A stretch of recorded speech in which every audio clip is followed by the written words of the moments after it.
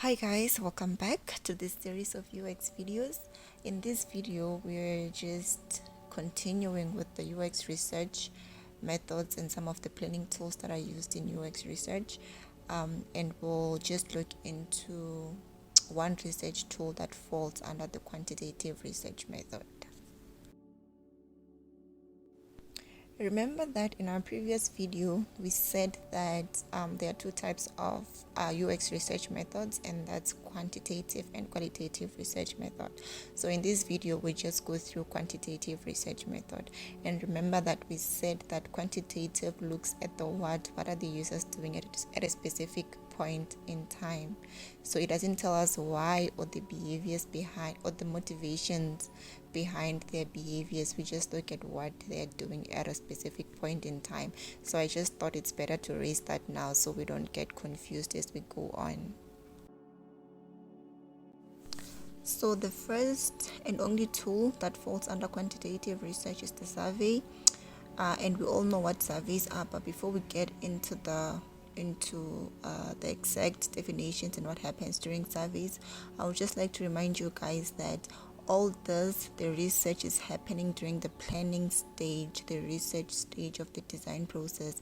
So the UX designers here are still getting to know their users, who the users are, what the users want. They're still engaging with their users basically.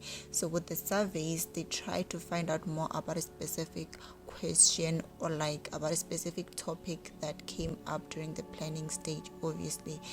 And surveys are, most of the time, they are close-ended questions. So there would be questions like that require the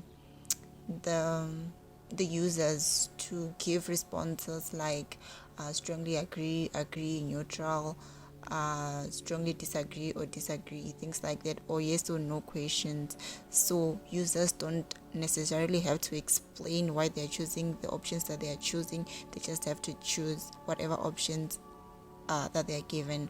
But one thing to remember with surveys is the UX designers need to conduct a pre-test before they actually give out the surveys to the users, because they need to make sure that their questions make sense and that their users will understand, because surveys are usually unmoderated.